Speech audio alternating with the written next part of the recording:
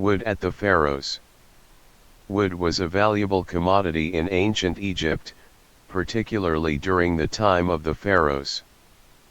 It was used for a variety of purposes, including building, furniture making, and shipbuilding. However, due to the scarcity of trees in Egypt, wood had to be imported from other regions such as Lebanon, Syria, and Punt, an ancient African kingdom located on the Red Sea coast.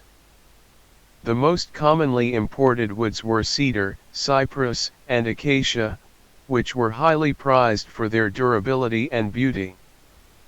These woods were used to construct temples, palaces, and other important buildings, as well as for making furniture and ornamental objects. Because wood was so valuable and scarce, it was often reserved for the elite classes and the pharaohs themselves. Common people would often have to make do with mud brick or stone buildings and simple furnishings made from cheaper materials. Overall, wood played an important role in ancient Egyptian society and was highly valued for its aesthetic and practical properties.